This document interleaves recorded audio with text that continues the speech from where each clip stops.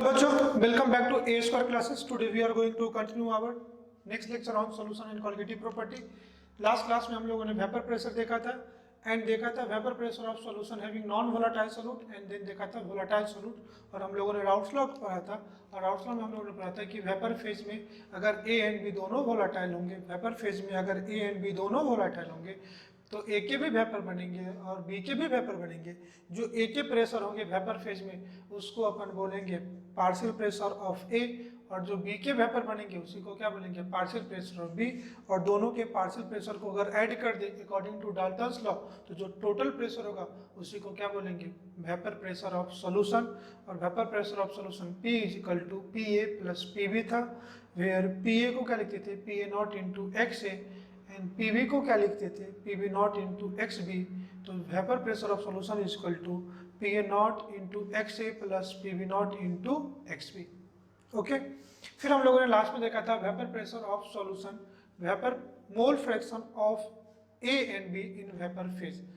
दोनों volatile component का vapour phase में कितना मोल फ्रैक्शन होगा हम लोग इसको पढ़ते हैं। आइए इस कॉन्सेप्ट को हम लोग पढ़ चुके थे, एक बार रिकॉल करते हैं, फिर आगे इस पे क्वेश्चन करेंगे, फिर फर्दर हम लोग देखेंगे टाइप ऑफ सॉल्यूशन। समझिए ये एक कंटेनर है जिसमें ए एंड बी दोनों रखा हुआ है, ये ए एंड बी का सॉल्यूशन है। सॉल्यूशन है जो ए एंड बी दोनों से मिलकर बना हुआ है। तो इसमें ए के भी पार्टिकल होंगे लिक्विड फेज में, इसके सरफेस पे ए भी होंगे एंड बी भी होंगे।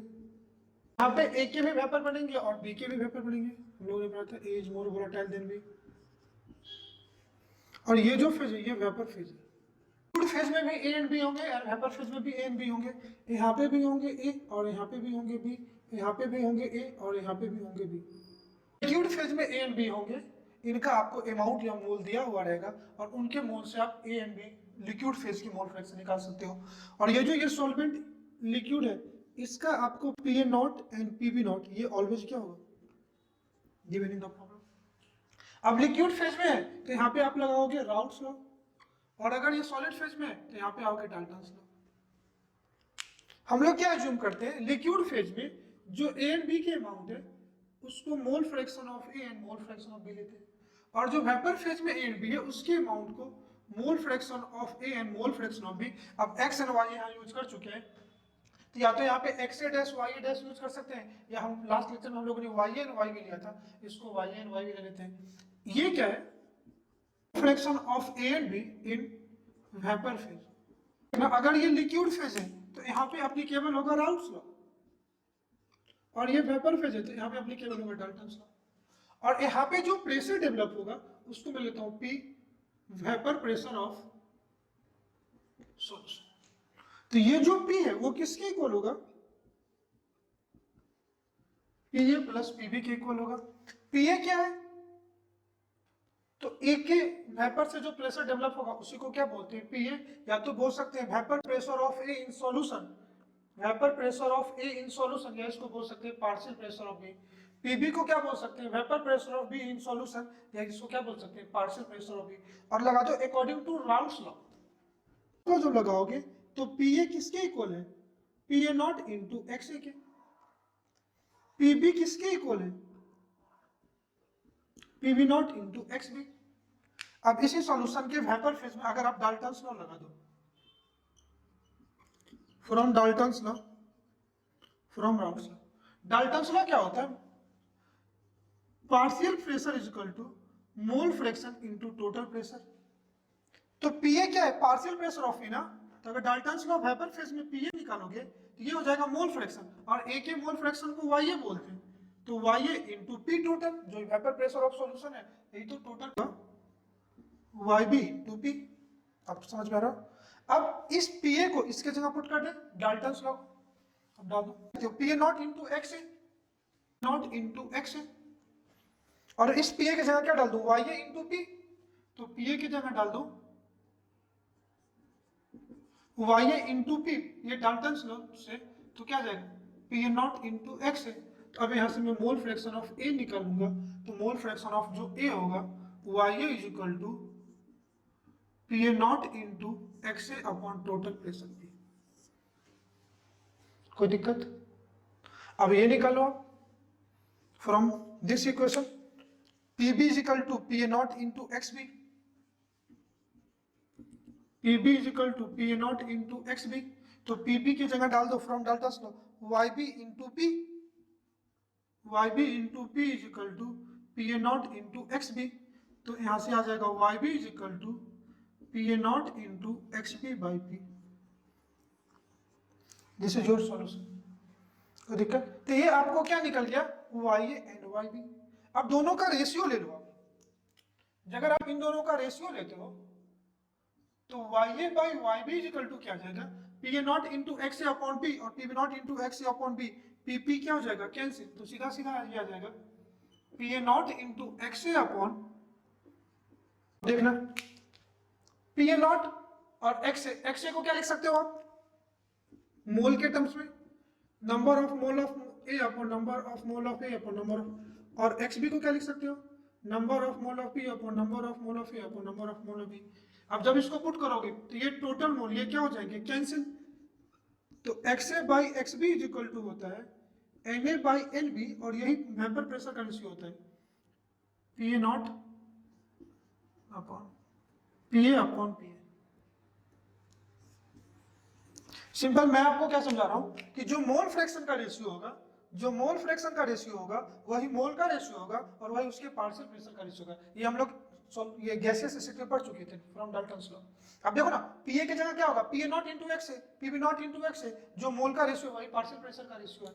आप पुट कर दो यहाँ पे XA अपॉन XB की जगह आप क्या डाल दो NA अपॉन MB, तो ये इक्वेशन आ जाएगा YA upon YB is equal to PA not into NA upon PB not into that mole fraction की रेशियो की जगह आप मोल का भी वैल्यू डाल सकते हो. Are you getting my point? तो ये दोनों इक्वेशन आप याद रखो. से XA की वैल्यू निकालते हैं, इस इक्वेशन से अपन XA की वैल्यू निकालते हैं, तो XA इज इक्वल टू क्या होगा YA into P upon PA not. अगर इस इक्वेशन से XA की वैल्यू निकालोगे तो XA इज इक्वल टू क्या होगा YA into P upon PA not. और इस इक्वेशन से आप इस इक्वेशन से XB की वैल्यू निकालोगे तो XB इज इक्वल टू क्या होगा YB into P upon PB naught, and mole fraction of all the component will always be unity. तो मैं क्या लिख सकता हूँ XA plus XB is equal to 1, तो डाल दो YA into P upon PA naught plus YB into P upon PB naught is equal to 1. P को 1 by P ले लो तो ये इक्वेशन आ जाएगा YA upon PA naught plus YB upon PB naught is equal to 1 by P. This is your thing.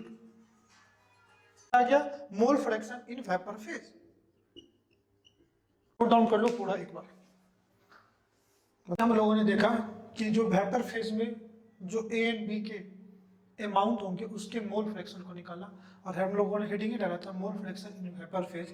और हम लोग पिछले लेक्चर से देख रहे हैं कि ये जो mole fraction in vapour phase है इसी के बेसिस पे हम लोग फ्रैक्शन डिस्टिलेशन की बात करते हैं. फ्रैक्शन डिस्टिलेशन बेसिकली क्या है, अगर दो लिक्विड मिक्स कर जाए, जैसे समझो मिल्क एंड वाटर मिक्स कर जाए और आप चाहते हो वैसे दो लिक्विड मिक्स हो गए उनको अलग अलग कैसे करें, तो उसी के लिए हम लोग फ्रैक्शन डिस्टिलेशन मेथड यूज करते हैं.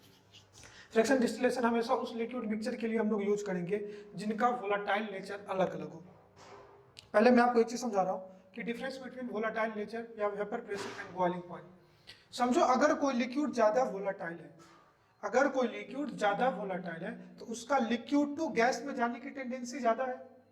अगर लिक्विड में गैस टू जाने की टेंडेंसी ज्यादा है तो उसके वेपर ज्यादा बनेंगे, बिकॉज वोलाटाइल ज्यादा है तो वेपर प्रेशर ज्यादा बनेंगे.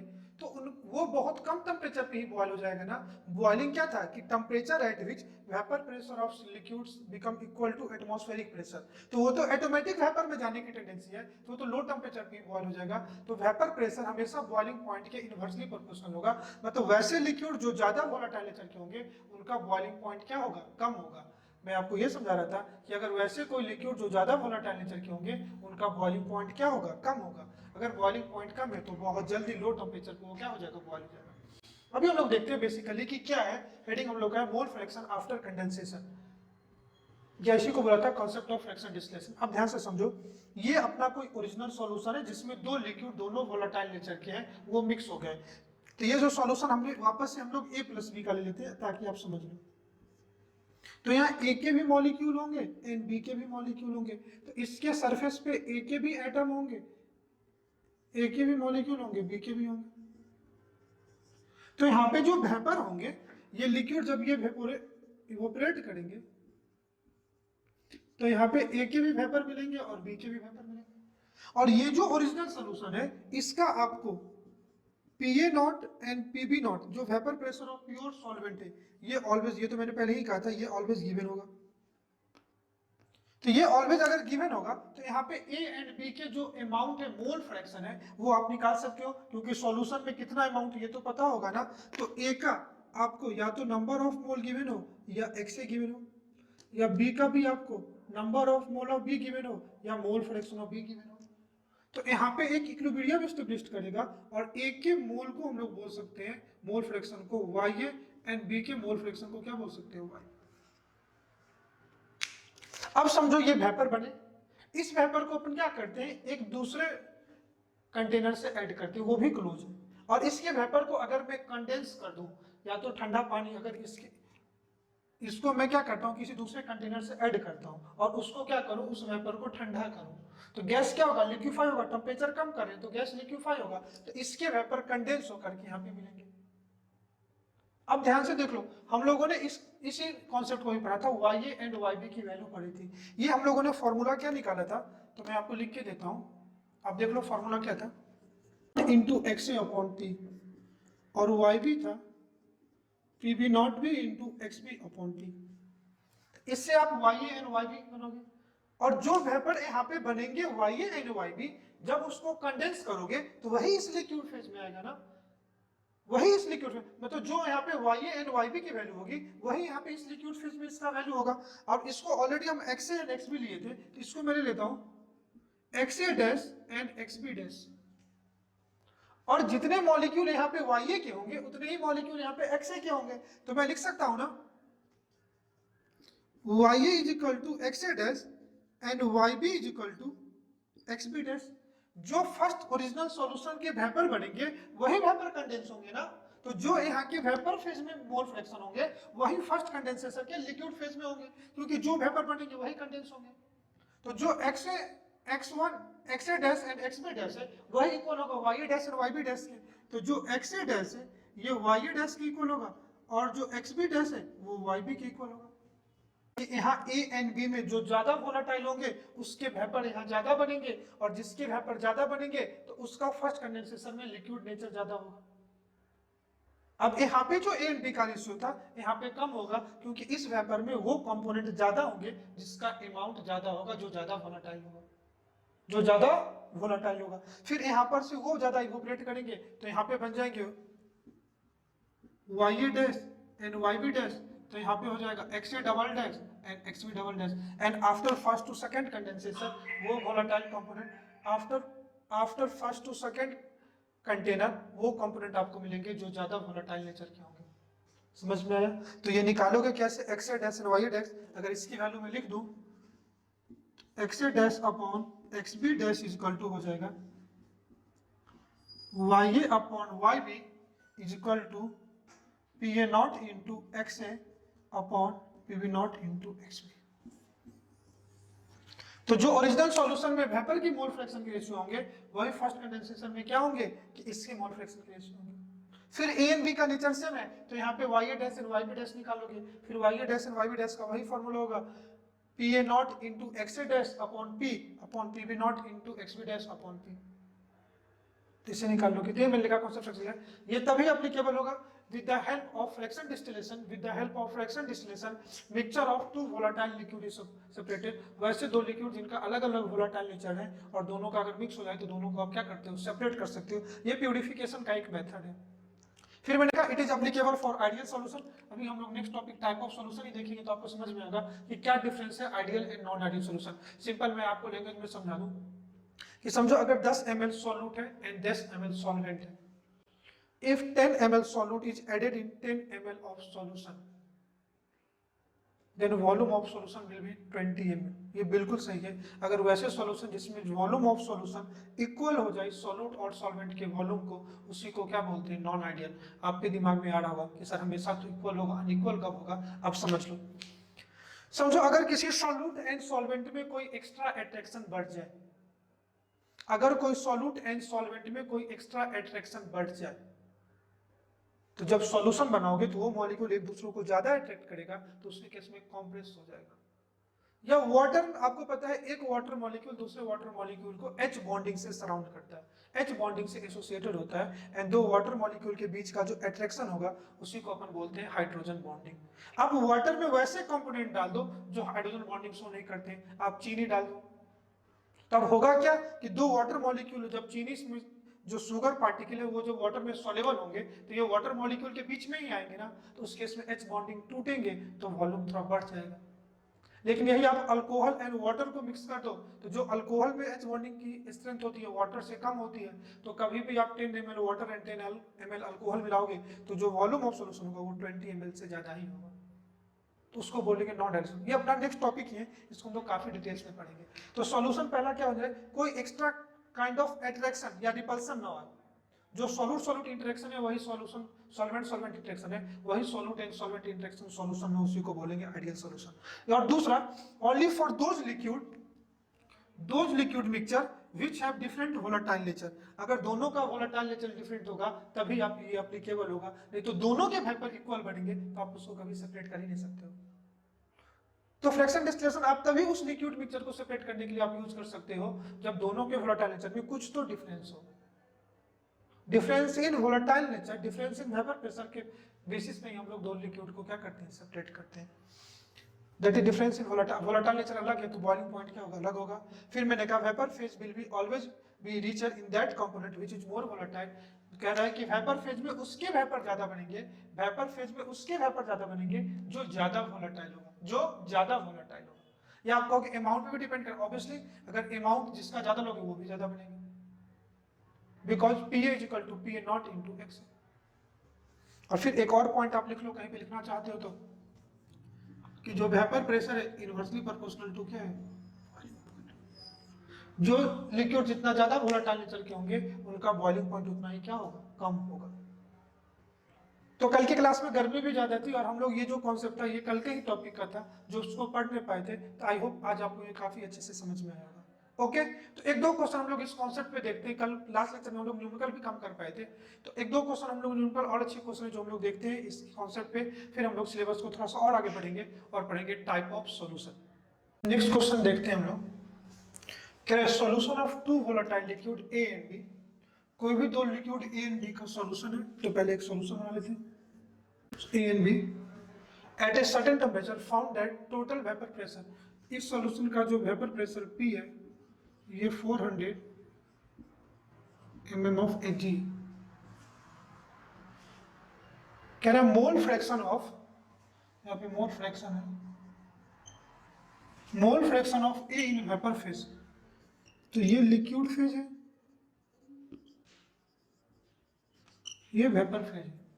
कह रहा है मोल fraction of A in vapour phase, vapour phase मतलब Y है, कितना दिया हुआ 0.45, एंड लिक्विड फेज मतलब X से दिया हुआ है 0.65। ओके, तो कह रहा है calculate vapour pressure of pure liquid PA not, तो इसका आपको क्या निकालना है, PA नॉट, और B का क्या निकालना है, PB नॉट। एक कॉन्सेप्ट याद करो, अगर कोई सॉल्यूशन A एंड B दोनों से मिलकर बना है तो mole fraction of A plus mole fraction of B is equal to 1, because mole fraction of all the component will always be unity. तो दूसरे का अगर मैं यहाँ पे बात करूँ YB इज इक्वल टू, तो 1 माइनस 0.45, तो ये कितना आ गया 0.55। और इसके लिए बात करूँ XB की बात करूँ, XB is equal to 1 minus 0.65, तो ये आ जाएगा 0.35। तो लगा दे फॉर्मूला हम लोगों ने निकाला था, YA is equal to PA not into XA upon P total. अब इससे निकालोगे तो देखो P टोटल का क्या फॉर्मूला आ जाएगा, PA not is equal to YA into P upon XA। Put कर दो, तो सबसे पहले केस में अगर हम PA नॉट निकाल दें,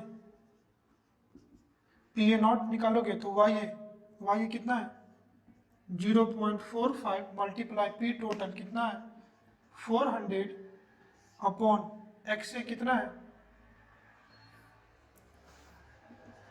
0.65 और यहाँ से अगर पी बी नॉट निकालोगे P B not is equal to होगा वाई बी कितना है 0.55 मल्टीप्लाई 400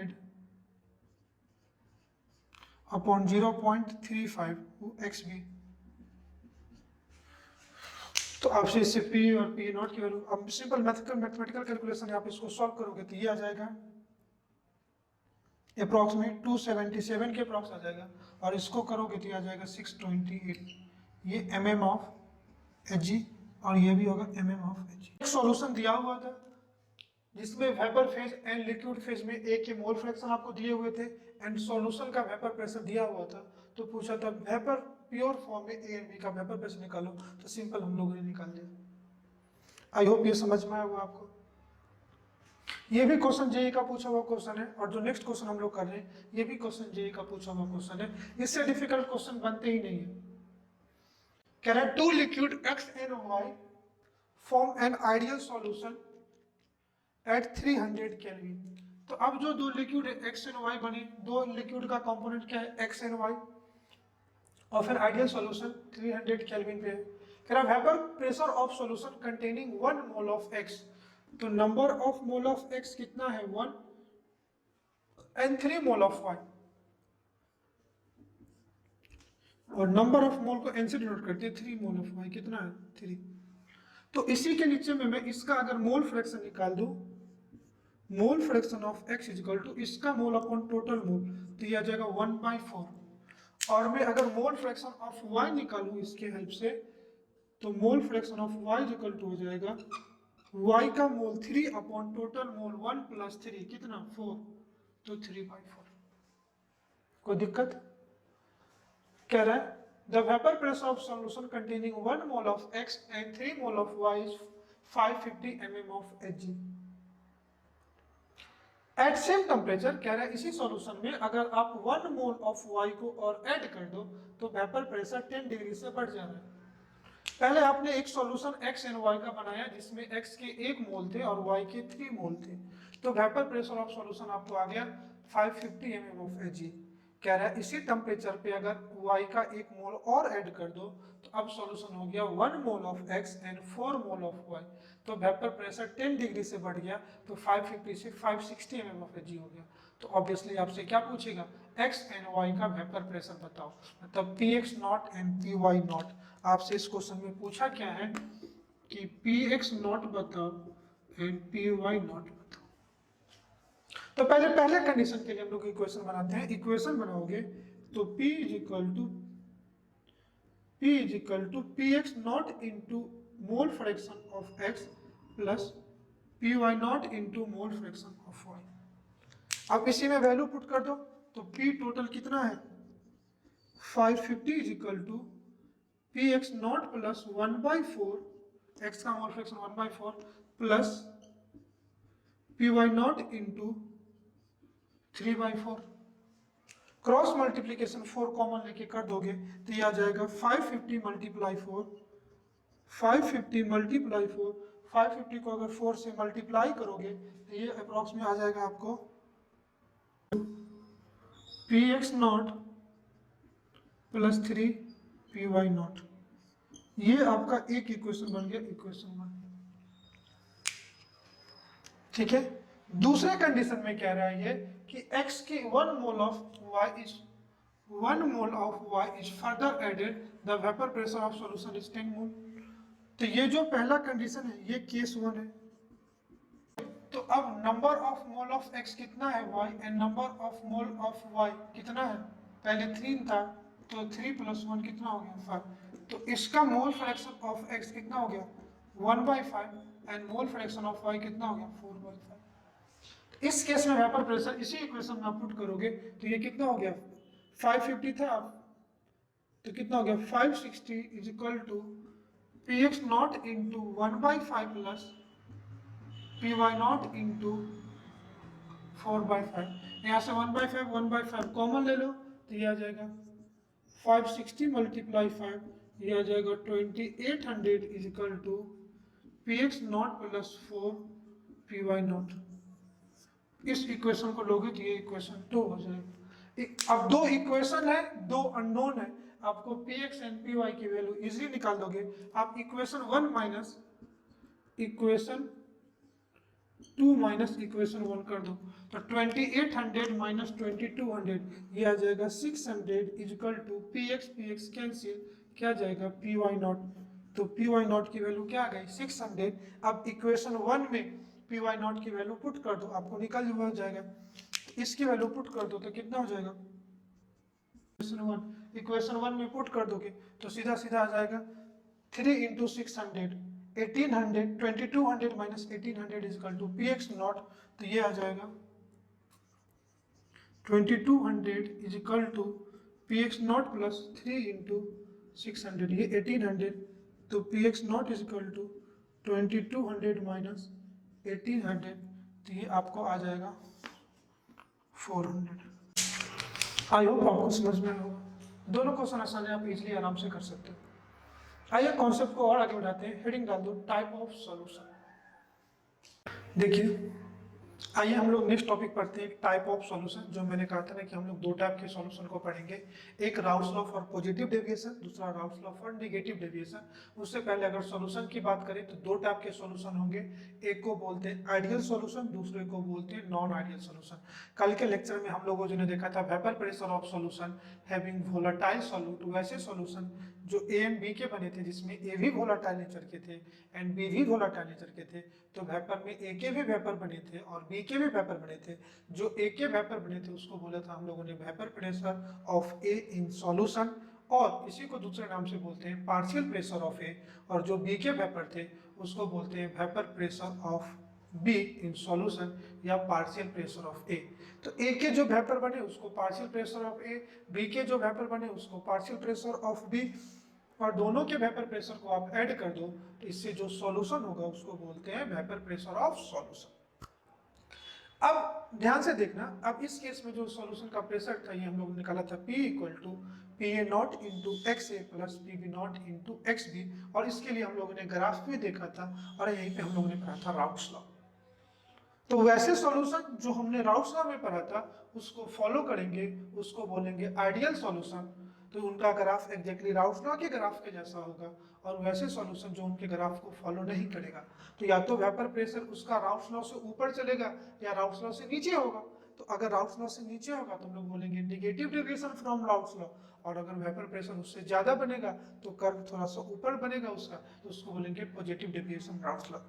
तो अब आपके मन में आ रहा होगा सर ये आप समझेंगे कैसे कि कौन सा आइडियल सॉल्यूशन कौन सा नॉन आइडियल सॉल्यूशन। तो इसको थोड़ा सा बेसिक फंडामेंटल से हम लोग बात करते हैं। हम लोग पहले इस चीज को समझने की कोशिश करते हैं कि कोई सॉल्यूशन बनता कैसे है। अगर आपको ये बात समझ में आ जाए कि how to make a how to formation of a solution, कैसे आप एक सॉल्यूशन को बना सकते हो, क्यों सॉल्यूशन बनेगा, क्यों सॉल्यूट सॉल्वेंट में इंटरेक्ट करेगा, अगर ये बात आपको समझ में आ जाएगी तो आपको ये बाकी कॉन्सेप्ट इजीली समझ में आएगा। दूसरा इसके पैरेलली हम लोग देखेंगे कि अगर हम कोई सॉल्यूशन बनाते हैं तो उसमें कौन कौन सी चीजें हैं जो चेंज करेगी। तो एक तो वॉल्यूम चेंज करेगा, तो पहले मैं समझाता हूँ फिर आप बाद में कंक्लूजन करना कि कौन कौन सी चीजें चेंज करेगी। समझो, जो मैंने सॉल्यूशन बनाया उसमें सॉल्वेंट ए लिया, सॉल्यूट बी लिया, इसका भी कुछ ना कुछ अपना अमाउंट होगा इसलिए मैंने इसके कंटेनर को लिया है, और इसका जो वॉल्यूम होगा इसको V1 लिया है। सॉल्यूट का भी कुछ ना कुछ वॉल्यूम होगा तो इसका जो वॉल्यूम होगा इसको मैंने V2 लिया है, और जो वॉल्यूम ऑफ सॉल्यूशन है तो इसका जो वॉल्यूम होगा तो उसको मैंने लिया।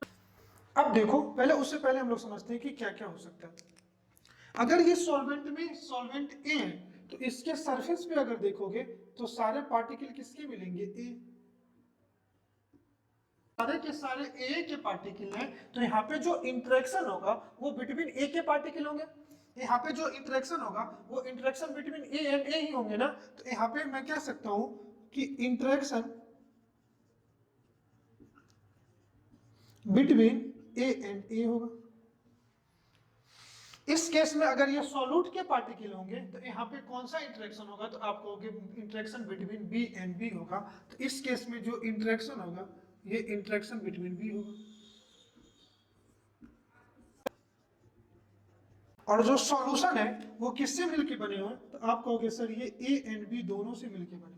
ये जो सॉल्यूशन है मैं कहूँगा ये किससे मिलके बने, तो आप कहोगे सर ये ए एंड बी दोनों से मिलके बने हैं। तो इसके सरफेस पे ए एंड बी के दोनों के पार्टिकल होंगे, ए भी होंगे एंड बी भी होंगे। तो इस केस में जो इंटरेक्शन होगा ये बिटवीन ए एंड बी के बीच में।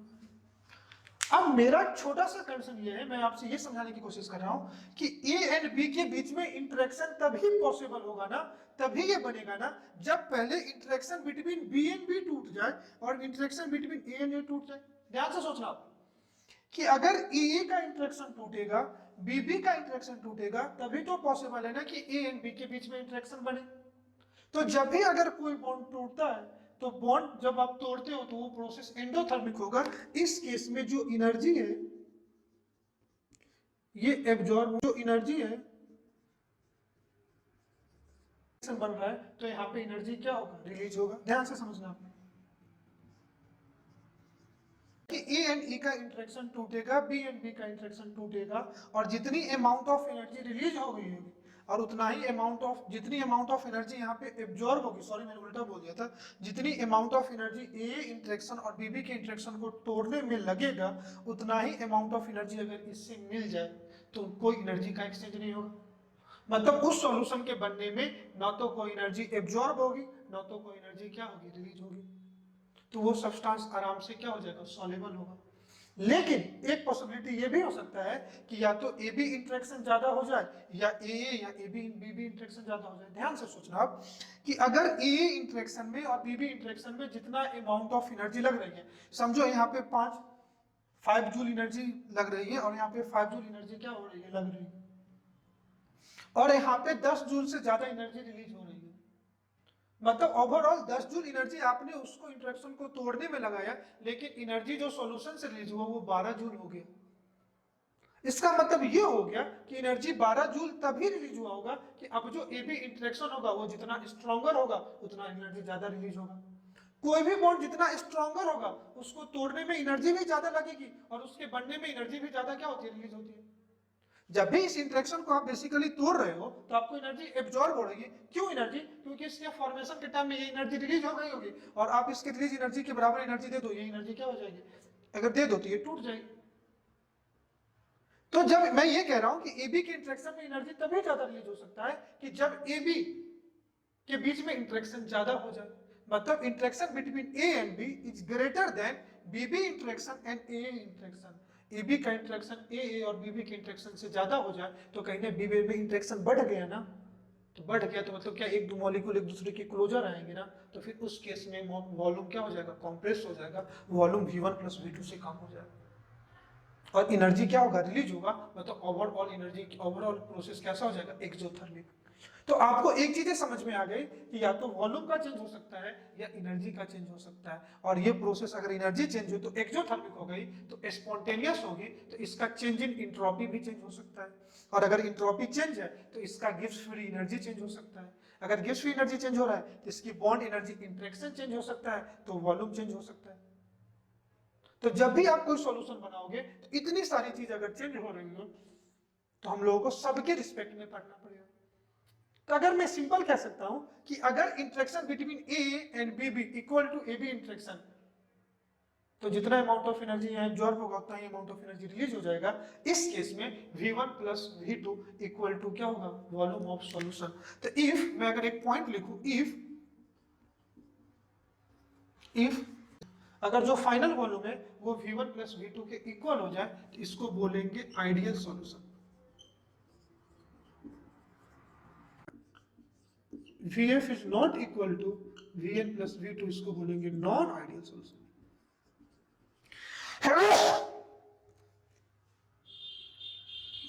नहीं हो रहा है, मतलब जितना एनर्जी एब्जॉर्ब हुआ उतना ही एनर्जी यहाँ पे, जितना एनर्जी यहाँ एब्जॉर्ब हुआ, जितना एनर्जी यहाँ एब्जॉर्ब हुआ उतना ही अगर यहाँ रिलीज हो जाए, तो अगर चेंज इन एनर्जी 0 है, अगर चेंज इन एनर्जी 0 है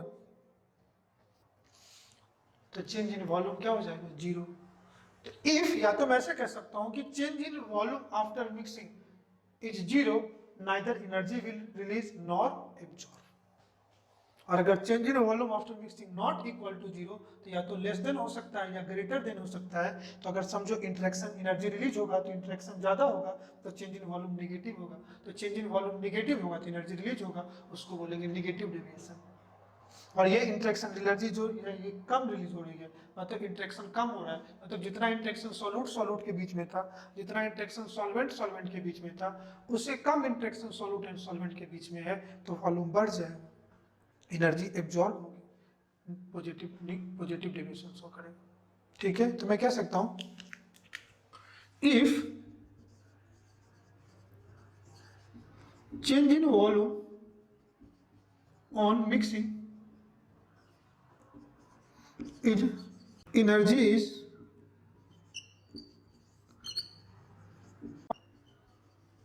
तो कौन कौन सी चीजें जीरो, कौन कौन सी चीजें चेंज हो सकती है। तो ये सारी चीज समझ में आ गई होगी कि जब भी अगर कोई अपन सॉल्यूशन बनाएंगे, जब भी अगर कोई अपन सॉल्यूशन बनाएंगे तो उसमें सॉल्यूट एंड सॉल्यूट के बीच में इंटरेक्शन होता है, सॉल्वेंट एंड सॉल्वेंट के बीच में इंटरेक्शन होता है। अगर सॉल्यूट एंड सॉल्वेंट के इंटरेक्शन, अगर सॉल्यूट एंड सॉल्वेंट का interaction, both solute and solute का इंटरेक्शन और सॉल्वेंट एंड सॉल्वेंट के इंटरेक्शन से ज़्यादा होगा, अगर ज़्यादा होगा तो उस केस में एनर्जी रिलीज होगी, चेंज इन वॉल्यूम जीरो होगा, सॉल्यूशन नॉन आइडियल होगा। या ये भी हो सकता है कि सॉल्यूट एंड सॉल्वेंट का interaction both solute solute and solvent solvent से कम हो तो भी वो नॉन आइडियल सॉल्यूशन होगा। इस केस में एनर्जी एब्जॉर्ब होगी, चेंज इन वॉल्यूम क्या होगा, पॉजिटिव होगा, वॉल्यूम एक्सपेंड करेगा, वो पॉजिटिव डिस्ट्रीब्यूट करेगा। तो अगर सॉल्यूट एंड सॉल्वेंट के वॉल्यूम के एग्जैक्टली इक्वल हो जाए वॉल्यूम ऑफ सॉल्यूशन तो उसको बोलोगे आइडियल सॉल्यूशन। अगर change in volume not equal to, change in volume not equal to zero, then non-ideal solution, it means जो volume of solute plus volume of solvent not equal to volume of solution, उसको क्या बोलोगे, non ideal solution. उस case में change in volume अगर non zero है तो change in energy भी नॉन जीरो होगा, मतलब चेंज इन इंथैल्पी भी नॉन जीरो होगा, चेंज इन एंट्रोपी भी नॉन जीरो होगा, change in gas free energy भी नॉन जीरो होगा, फोर्स ऑफ अट्रैक्शन भी कम ज्यादा होगा, वेपर प्रेशर भी कम ज्यादा होगा, बॉइलिंग पॉइंट भी कम ज्यादा होगा। तो जब भी अगर आप एक सॉल्यूशन बनाते हो तो बात आती है क्या क्या चेंज कर सकती है, तो delta we change in volume on mixing change हो सकता है, change in enthalpy on mixing non zero हो सकता है, change in entropy on mixing non zero हो सकता है। समझो ना अगर किसी चीज का इंटरेक्शन बढ़ रहा है तो उसका म्यूचुअल अट्रैक्शन बढ़ रहा है तो एस्केपिंग टेंडेंसी क्या होगा, कम हो जाएगा ना। और एस्केपिंग टेंडेंसी को आप कह सकते हो एंट्रोपी, फ्रीडम को बोलते हैं। एंट्रोपी चेंज हो सकता है, गैस एनर्जी चेंज हो सकता है, फोर्स ऑफ अट्रैक्शन चेंज हो सकता है, both vapour pressure and boiling point change हो सकता है। तो इसी के बेसिस पे हम लोग टाइप ऑफ सॉल्यूशन पढ़ेंगे। ये दो टाइप्स के होंगे, एक को बोलते हैं आइडियल सॉल्यूशन, दूसरे को बोलते हैं नॉन आइडियल सॉल्यूशन। कंटिन्यू कर रहा हूं, on the basis of interaction after mixing and value of delta V mixing and delta H mixing, मतलब change in energy, change in enthalpy, energy at constant pressure को enthalpy बोलते हैं, and delta V mixing, solution are classified into two category. Solution को दो category में classify कर सकते हैं, एक को बोलते हैं आइडियल सॉल्यूशन, आइडियल सॉल्यूशन वो जो राउल्स लॉ को फॉलो करे, मतलब उस केस में जो इंटरेक्शन पहले था वही इंटरेक्शन बाद में हो, दैट मीन्स जो सॉल्यूट सॉल्यूट में इंटरेक्शन है, जो सॉल्वेंट सॉल्वेंट में इंटरेक्शन है, वही इंटरेक्शन सॉल्यूट एंड सॉल्वेंट के बीच में हो, तो उसको क्या बोलेंगे, आइडियल सॉल्यूशन। यही मैंने लिखा है, solution which follow Raoult's law at all temperature and concentration is known as ideal solution. अगर ये आइडियल सॉल्यूशन है तो हम लोग जो फॉर्मूला पढ़े थे P is equal to PA not into XA plus PB not into XB, ये दोनों एक दूसरे के इक्वल हो गए। ये जो प्रेशर है ये ऑब्जर्व प्रेशर है, आप कैलकुलेट करते हो, इसको बोलते हैं P कैलकुलेटेड, और जो प्रेशर आप वेपर प्रेशर ऑब्जर्व करोगे ये इसके इक्वल हो जाएगा ना, मतलब in case of Raoult's law P observe pressure है वो P कैलकुलेटेड के इक्वल होगा, तब मतलब क्या होगा कि राउल्स लॉ होगा, और राउल्स लॉ है तो इस केस में और क्या हो सकता है कि जो change in volume on mixing zero होगा, मतलब जो सॉल्यूट एंड सॉल्वेंट का वॉल्यूम होगा, जो सॉल्यूट एंड सॉल्वेंट का वॉल्यूम होगा वही वॉल्यूम ऑफ क्या होगा, सॉल्यूशन। दैट मीन्स मैं इसी को कह सकता हूँ कि जो वॉल्यूम ऑफ सॉल्यूशन है ये equal to volume of solute plus volume of H of mixing क्या हो जाएगा, जीरो। और अगर delta H of mixing zero है, that is interaction between solute and solute and interaction between solvent and solvent is equal to solute and solvent। तो ये क्या हो जाएगा, राउल्स लॉ, मतलब आइडियल सॉल्यूशन होगा। इस सॉल्यूशन को क्या बोलेंगे, आइडियल सॉल्यूशन। अगर आप इसके एग्जांपल की बात करोगे तो मैं कह सकता हूँ, इसके एग्जांपल की बात करोगे तो आप कह सकते हो methyl alcohol and ethyl alcohol. आप इसके नेक्स्ट एग्जांपल की बात कर सकते हो तो मैं कह सकता हूँ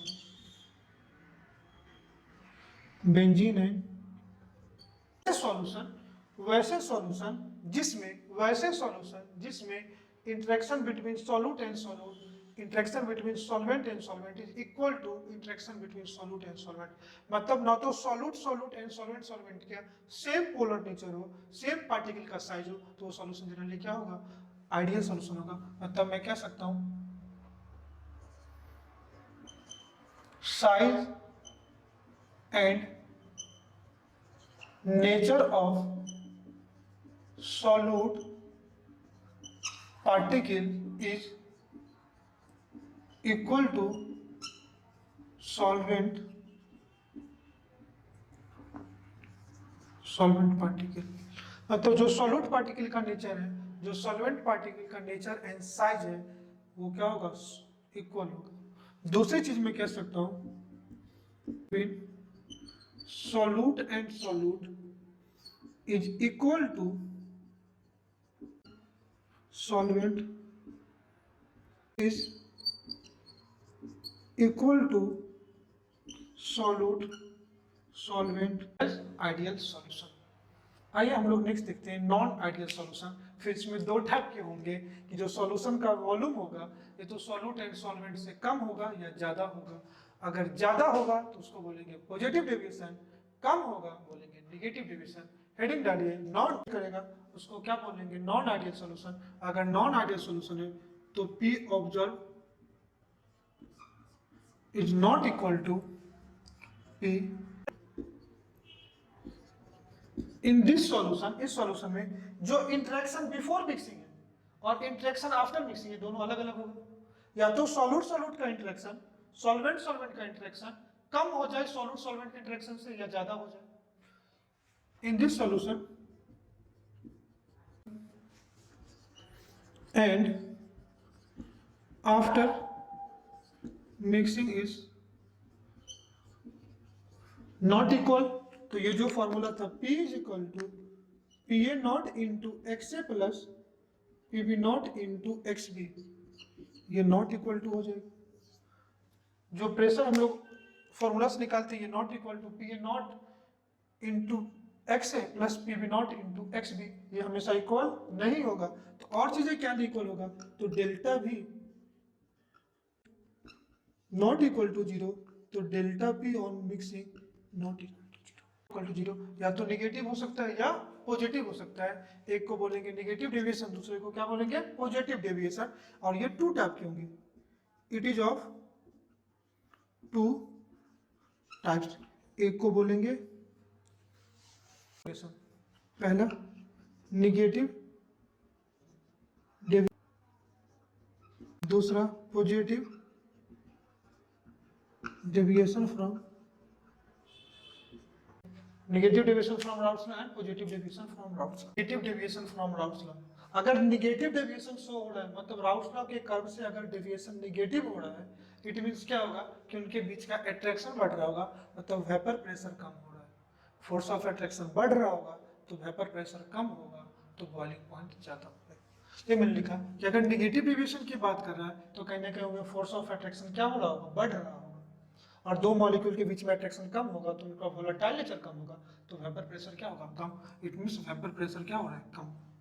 तो इस केस में जो P observe and P calculated, observe मतलब बैरोमीटर से आप ऑब्जर्व करोगे, एक्सपेरिमेंटल जो ऑब्जर्व करोगे, और कैलकुलेटर जो फॉर्मूला से करते हो PA not into XA plus PB not into XA। तो वेपर प्रेशर कम है ना, तो P जो ऑब्जर्व होगा ये कम हो जाएगा। अब क्यों कम होगा, तो समझो ये एग्जांपल में दिया मैंने क्लोरोफॉर्म एंड एसीटोन। तो सॉल्यूट एंड सॉल्वेंट में कुछ एक्स्ट्रा अट्रैक्शन बढ़ जाए, मतलब interaction between solute and solvent increase कर जाए। लाइक अगर इसका एग्जांपल देखोगे तो ये ऑफ एसीटोन मॉलिक्यूल के बीच में ये हाइड्रोजन बॉन्डिंग हो रहा है, और due to presence of this hydrogen bonding interaction between solute and solvent increases, तो वेपर प्रेशर क्या होगा, कम हो जाएगा। तो आपको लगा ठीक है सर, इस एग्जांपल में आपने तो बता दिया, बाकी कब कब ऐसा लगेगा, तो कभी भी कोई मॉलिक्यूल में एसिडिक हाइड्रोजन हो, यह मैं लिख दिया। वैसे मॉलिक्यूल जिसमें CH(X3) टाइप के बॉन्ड हो, देखो ना यही CH(X3), X क्या हो सकता है, क्लोरीन एंड ब्रोमीन। इस केस में ये जो हाइड्रोजन होगा ये इस पे हाईली इलेक्ट्रॉन डिफिशियंसी हो जाएगा। और दूसरा, इस तरफ कोई हाईली इलेक्ट्रोनेगेटिव एटम हो, जैसे इसमें क्या था इलेक्ट्रोनेगेटिव एटम ऑक्सीजन, तो ऑक्सीजन और नाइट्रोजन हो, तो फिर वहां पे चांस ऑफ क्या होगा, H बॉन्डिंग। तो पहला मैंने कहा कि या तो H बॉन्डिंग फॉर्मेशन हो, इस टाइप के कंपाउंड हो तो आपको मिलेंगे, या दूसरा मैंने कहा कोई भी स्ट्रॉन्ग एसिड इन वाटर, कोई भी स्ट्रॉन्ग एसिड इन वाटर हो तो भी H बॉन्डिंग होगा।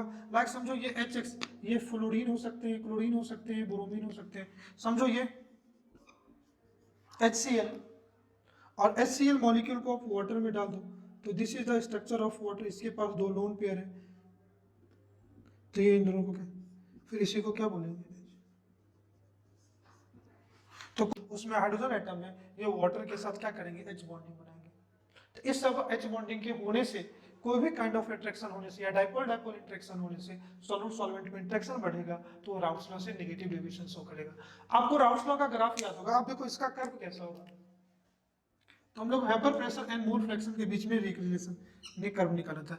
इस एक्सिस पे आपका क्या है, वेपर प्रेशर, और इधर क्या है, मोल फ्रैक्शन। मोल फ्रैक्शन में या Xc इज इक्वल टू 0,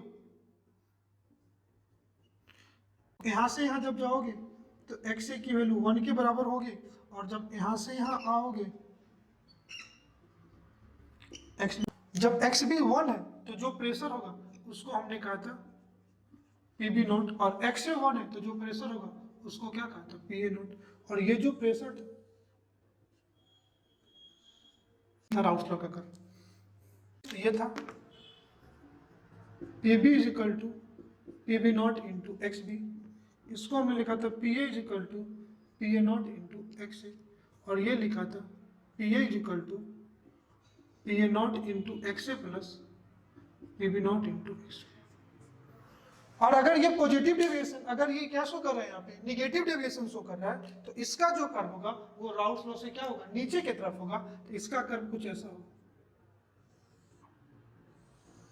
जहां पे इसकी वेपर प्रेशर सबसे कम होगी। मतलब सॉल्यूट एंड सॉल्वेंट का मोल फ्रैक्शन का वो component XA,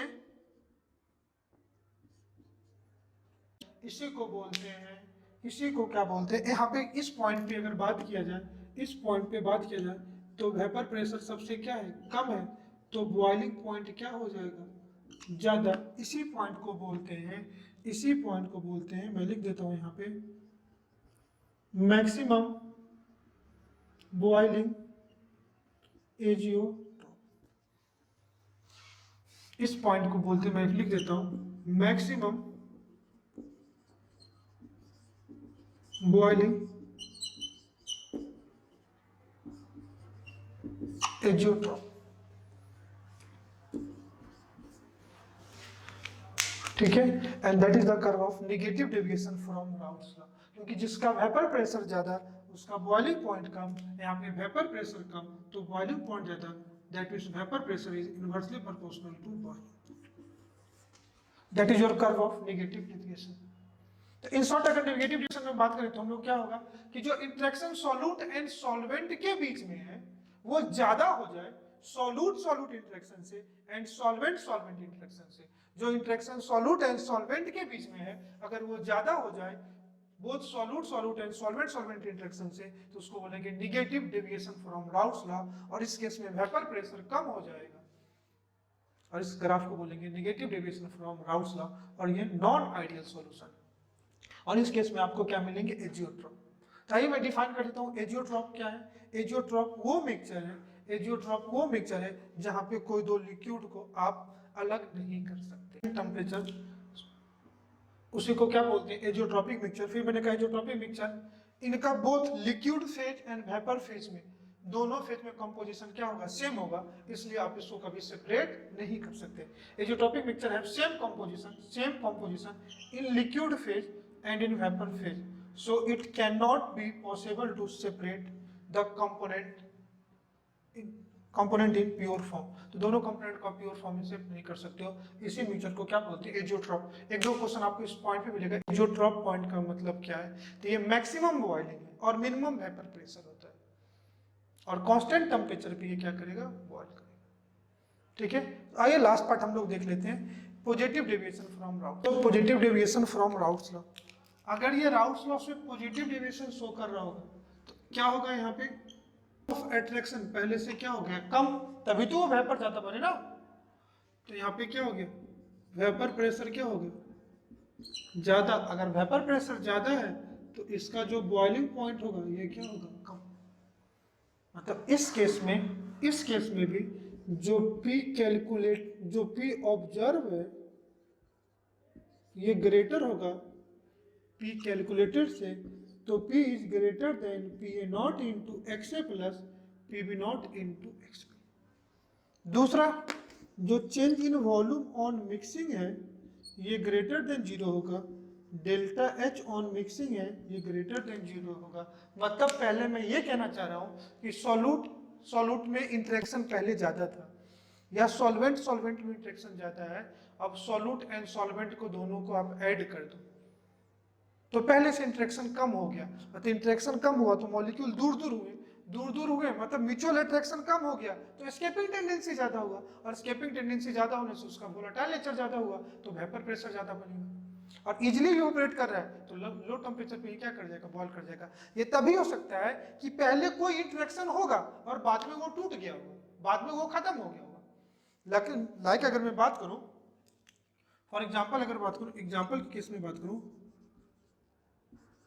CH3OH sorry ethyl alcohol, C2H5OH and water की बात करूं, वाटर के मॉलिक्यूल में H बॉन्डिंग थे, केवल 4 H बॉन्ड बनाते थे, लेकिन due to presence of this non polar part strength of H bonding कम हो।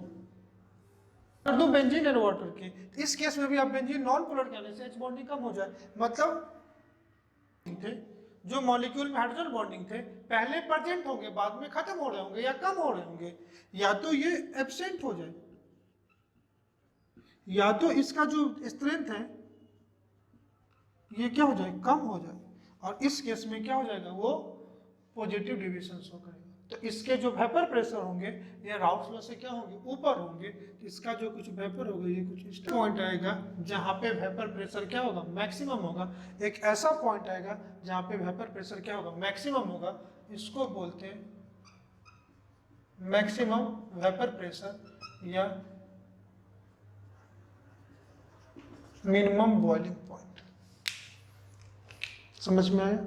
That is your Raoult's law for positive deviation and Raoult's law for क्या, नेगेटिव डेविएशन। ये एक ऐसा पॉइंट आएगा जिसको क्या बोलेंगे, मिनिमम बॉइलिंग एजियोट्रॉप, और नेगेटिव डेविएशन में क्या था, maximum boiling azeotrope. Are you getting my point?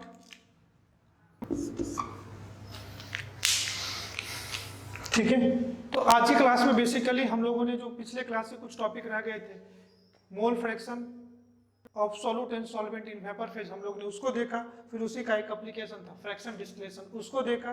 फिर आज की क्लास में हम लोगों ने पढ़ा type of solution on the basis of formation of solution. Solution is of two type, एक को बोलते हैं आइडियल सॉल्यूशन जो राउट्स लॉ को फॉलो कर रहे थे, दूसरे को बोलते हैं नॉन आइडियल सॉल्यूशन जो राउट्स लॉ को फॉलो नहीं कर रहे थे। तो नहीं कर रहे थे तो फिर दो कंडीशन था, एक राउट्स लॉ से वेपर प्रेशर कम हो रहा था, दूसरे केस में वेपर प्रेशर ज्यादा। तो बेसिकली राउट्स लॉ से अगर बात करूं, वेपर प्रेशर ज्यादा हो रहा है, वेपर प्रेशर ज्यादा तभी होगा, इंटरेक्शन कम हो जाएगा। इंटरेक्शन कम मतलब जो सॉल्यूट सॉल्वेंट का इंटरेक्शन है वो कम हो जाए, बोथ सॉल्यूट सॉल्यूट इंटरेक्शन से या सॉल्वेंट सॉल्वेंट इंटरेक्शन से, तभी वेपर प्रेशर कम होगा, तो पॉजिटिव डेविएशन शो करेगा। और जिस केस में नेगेटिव डेविएशन शो कर रहा था, मतलब वेपर प्रेशर कम बन रहे थे, मतलब सॉल्यूट सॉल्वेंट का इंटरेक्शन ज्यादा रहता है, मतलब कुछ नए टाइप के इंटरेक्शन बढ़ रहे थे। और इस केस में बात करोगे तो कुछ इंटरेक्शन पहले से कम हो रहे थे। तो इसी के बेसिस पर हम लोग देखा routes law for positive deviation, routes law for negative deviation. ये अब तक के लेक्चर में हम लोग ने पढ़ा।